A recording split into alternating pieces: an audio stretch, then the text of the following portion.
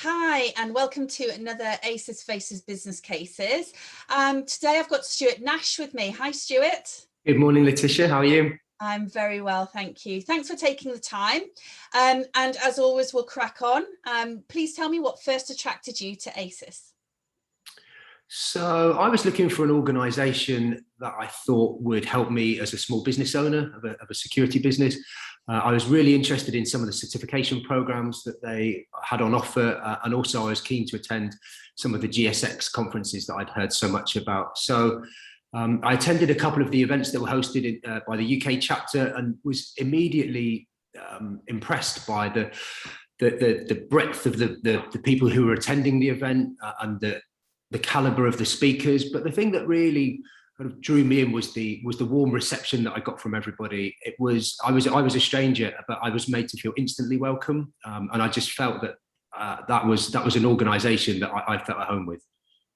I love that, because every time I hear that from people, that is exactly what pings my heart, because that's how I felt the day I walked into my first event. I felt part of the community straight away, even though I was new in my career, you know, and I just have learned so much. So yeah, thanks for that, because it does. I think that that will resonate with a lot of our members. So as far as aspirations for ASIS, how are you contributing to the improvement of security, or yourself within the sphere of security? So within ASIS, I'm helping to put some structure and some governance around it in my role as the treasurer. I make sure that the chapter finances are all managed in accordance with UK legislation, statutory filings at Companies House, and that all of our filings are submitted to ASIS HQ. And then I work with the other board members to make sure that there's a budget that's developed and we have a forecast for the year, so everybody knows what our financial position is. In terms of developing ASIS, I regularly attend the events, GSX, the online events and the in-person events where possible. And I'm a huge advocate for it amongst my colleagues and my peer group. I try and encourage as many people as possible to join ASIS. I've got immeasurable benefit from it. If ever I need some advice, I can go to ASIS Connects and I can post something on the forums, and I normally see a reply come very quickly. If I need some expertise in a different country, again, if I see somebody has a CPP qualification, I know that they've on a similar level to me, so it gives me some confidence that I'm talking to another professional. And then things like attending GSX are absolutely brilliant for me to meet suppliers, clients, look at new and emerging technology. So I think things like it's basically a wraparound solution for me. It's a tremendous organisation that I'm part of and helping to contribute to. It helps me in my business and it helps me in my professional development.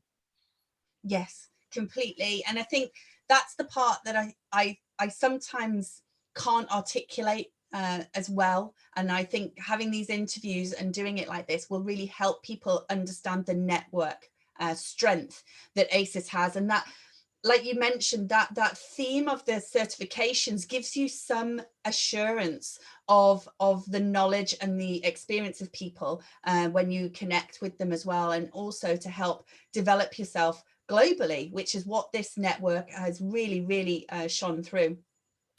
Yeah, and I think prior to doing the CPP, I probably underestimated not only the value that it gives you as a consultant or a business owner, but also the recognition that it gives you when you go to GSX or ASIS Europe. Being a CPP puts you in another community as well, and you get that recognition, and the way that you display it on your LinkedIn profile, or the way that you display it on your marketing communication, it resonates with people. And then I think, you know, it just keeps, for me, it's something that as I've reaped the rewards of.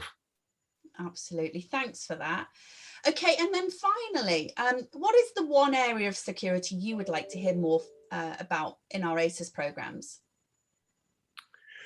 So I think we do a great job representing WIS and young professionals and diversity.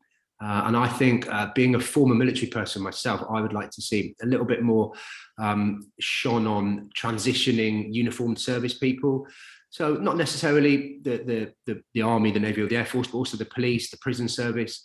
So people that have been in an organisation for often 20 plus years, who have a community, they feel part of something, they know what that organisation gives to them and how they give back to it, they might be looking for a new home to channel their efforts through. So they might be looking for some initial steps into a corporate security program where the certification helps. They might be looking to network with a special interest group. They might be looking to attend events to maybe find new employment.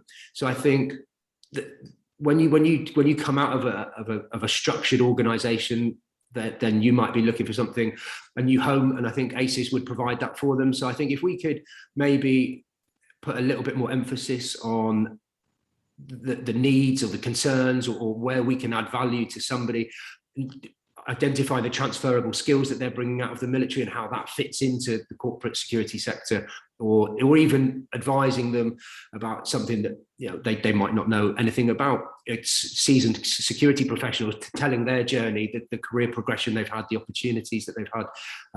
So I think a focus on veterans, military people, uniformed service people coming out and giving them some direction and guidance in a second career. Yes, and I've started, I think, seeing a little bit more of that community, and particularly with your passion around that starting to filter through into the UK.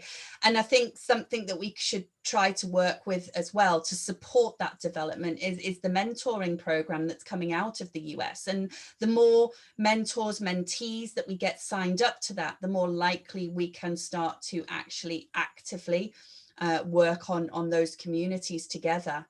So yes, thank you so much, Stuart, for your time today, and no doubt we'll see more coming out on that topic from yourself and others, and let's stay connected. And thank you so much for your time today, and you're welcome. Thanks for having me. You do on the board as well.